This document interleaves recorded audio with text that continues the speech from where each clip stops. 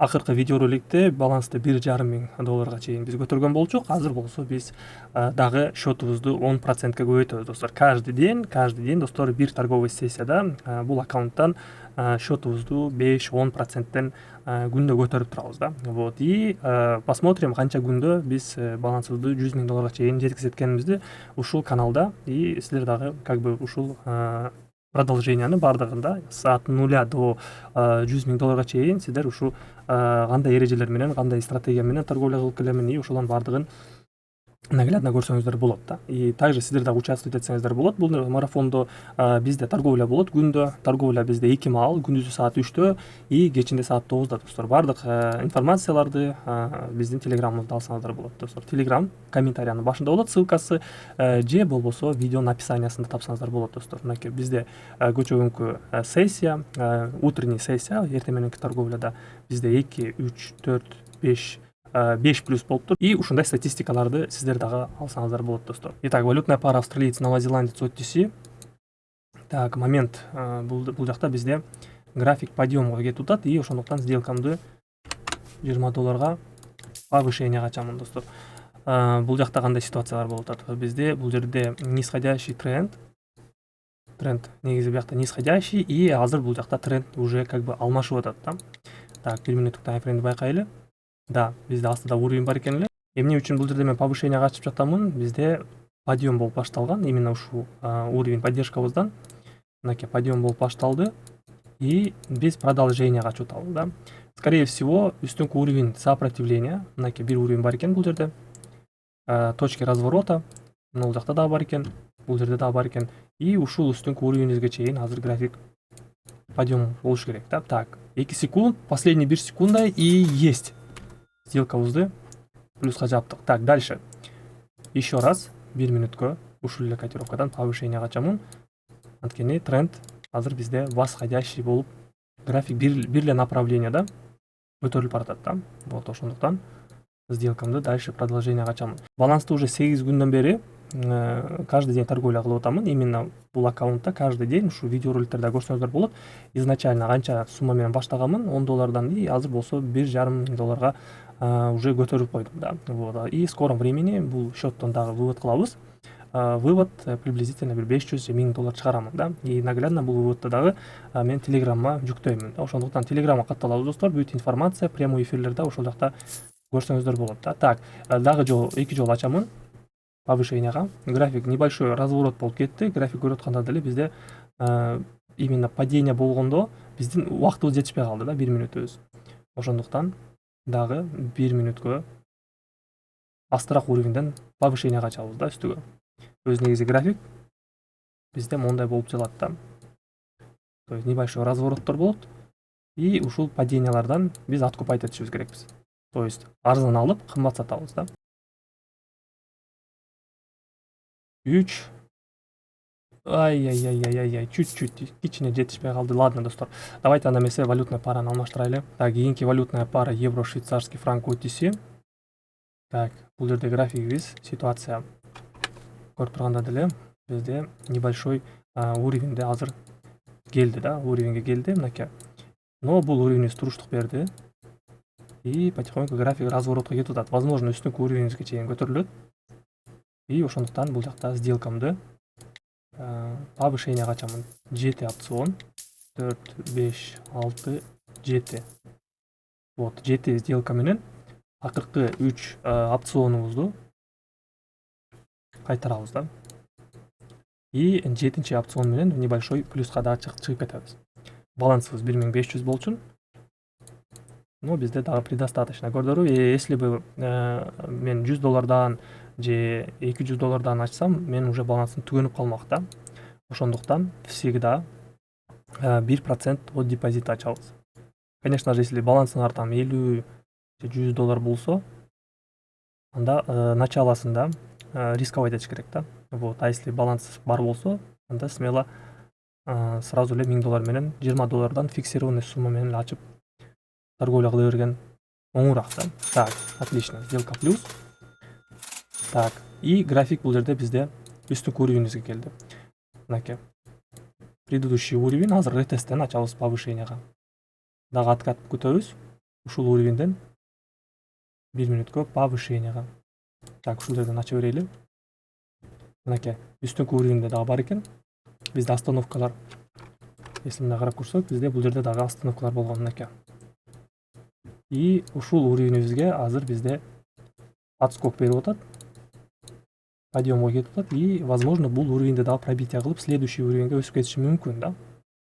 Анткени бизде бул астыңкы уровеньден поддержкадан бизде разворот болуп тренд алмашып атат да. До этого бул жакта бизде тренд нисходящий болду, остановка и график кайра көтөрүлүп кетти. Ошондуктан графиктин артынан эле бул жакта биз сиздер менен 1 мүнөткө повышенияга чабабыз. Так, 8 секунд кайра уровенибизге келди и бул жакта дагы 2 опцион ачамын. Кайра эле мынакей астыңкы уровенибизге келди. Бул уровеньди көрүп турганда деле биринчи пробитие болду. Пробитие кылып туруп, анан бизде ретест болуп атат. Бул уровенибизде ретест болуп атат и ушул ретесттен подтверждениядан дагы бир жолу повышенияга чабабыз. Анткени уровеньдер кээде подтверждение менен анан жылат да. Кээ бир ситуацияларда рынок вообще непонятный и непредсказуемый болуп калат да. Так, 3, 2, 1, 0 есть. Сделкабызды перекрывать эттик и дагы бир жолу ушул эле валютный парадан 1 мүнөткө именно разворот болуп аткан ситуациядан мен дагы бир жолу повышенияга ачамын да. Мынакей бизде подъем понижение, ретест кылды уровенибизди, дальше подъем кетти, биздин кийинки уровенибизди пробитие кылды, азыр ретест болуп атат и бул жакта дагы бир подъем болуш керек. Ушундай лесенка болот да. И по лесенке биз подтверждениядан сделкаларыбызды 1 мүнөттөн на повышенияга ача беребиз да, мынакей астыраак уровеньден. 5, 4, 3, 2, 1, 0 есть. Сделкабызды плюска жаптык. Дальше валютная пара евро, доллар, OTC. Так, бат-баттан бул жакта 1 мүнөткө сниженияга ачамын. Анткени бизде уровень сопротивления границасында турат. Көрүп атканда деле бизде резкий подъемдор и резкий снижениялар болгон да. Именно ушул астыңкы, точнее үстүнкү уровеньдерден да, мынакей. Максимальный пик мынакей ушул уровеньдерде болгон. И азыр графигибиз ушул уровенибизде кайра кайталаныш керек да. Мынакей уровень сопротивления, мынакей экинчи уровень. Бул жакта бизде көп жолу развороттор болгон да, мынакей. Уже бул жакта пробитие болуп кайра граница түштү. Уровень сопротивления реакция берди, разворот болду. Бул жакта дагы көп жолу касание развороттор болуп аткан да, мынакей. Ошондуктан сделкамды сниженияга ачтым. Так, график бир аз көтөрүлүп кетти акыркы секундта. И давайте бул жакта азыр дагы максимальный пикти күтөбүз. И догон ачабыз. Перекрытие 2 опцион. Дагы бир жолу 1 мүнөткө. Көрүп турганда деле мынакей бизде уровень аябай күчтүү болгондуктан графигибиз бул уровеньди пробитие кылгысы келип атат да, и ошондуктан мынакей көрдүрбү 3 жолу кайрадан эле биздин уровень сопротивлениябызга келип эле көтөрүлүп атат да. Значит, бул уровень аябай күчтүү болуп атат и возможно ситуация бул жакта пробитие болуп дальше повышенияга кетет да, но кээде бул жакта ушундай долгий затяжной коррекция болот да. 1 мүнөткө уже дагы 7 опцион ачабыз. 4, 5, 6, 7. 7 опцион дагы бир жолу уровень сопротивлениядан дагы бир жолу сниженияга ачабыз. Так. Но ситуация бул жакта аябай сложный болуп атат.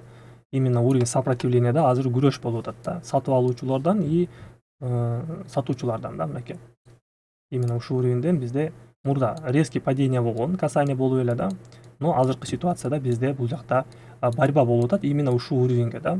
Если азыр покупательдер жеңсе, бу жакта покупательдер көп болсо, анда бул уровеньибиз пробитие болуп кетет. Дальше продолжение үстүгө өсүп кетет да. Но пока что графигибиз продавецтер графикти азыр түшүрүп атат да. Ошондуктан биз бул жакта жеңүүчүлөр менен чогуу сделкабызды плюска жаап кеттик да. Так, ну, блин, бир сделка минуска жабылып калды. 6 сделка плюс, бир сделка минус болуп калды. Ладно, но все же по-любому плюс табыз, баланс 1654. Давайте башка валютный парадан анализировать этебиз. Так, евро, рубль, OTC 1 мүнөткө сниженияга ачамын. Бизде бул жерде скальпинг көрүп тургандай эле бизде мынакей үстүнкү уровень, астыңкы уровень поддержка и ситуация бизде мынакей кайталанып атат да. Мурунку ситуация эле бизде подъем понижение болгон, именно ушу үстүнкү уровеньде сопротивленияга чейин и астыда уровень бар. Ушундай скальпинг болуш керек да. Ошондуктан посмотрим кайталанабы кайталанбайбы. Негизи ситуация экинчи жолу уровеньге келип атса, именно ушул уровеньге да, үстүнкү уровеньге сопротивленияга, анда бизде отскок болуш керек да. Но өзү негизи канчалык көп уровеньден сопротивлениядан анан поддержкадан көтөрүлө берсе, рано или поздно по-любому уровень сопротивления же болбосо астыңкы уровеньибиз пробитие болуп, дальше график түшүп кетет да, же көтөрүлүп кетет. Потому что постоянно эле бир эле коридордун ичинде график жыла бербейт да. Рано или поздно какой-то моментте пробой болот, либо үстүнкү уровень, либо астыңкы уровень. Кийинки сделка катарский реал, китайский юань. Сделканы 1 минутка снижение ачамын. Анткени бизде бул жерде тренд нисходящийга уже айлана баштады. И также биз байкасак болот, бизде бул жерде максимумдар все ниже и ниже болуп баратат. Также бизде мынакей треугольник паттерн болуп атат. И бул ситуацияда бизде тренд уже нисходящийга айланыш керек да. Мынакей астыңкы уровеньдерибизди ретест кылганы көздөй түшүш керек. Ошондуктан бул жакта сделкамды понижение ачтым. Так, опасный момент. 3 секунд, 2, 1, 0. Есть. Сделкабыз плюска жабылды.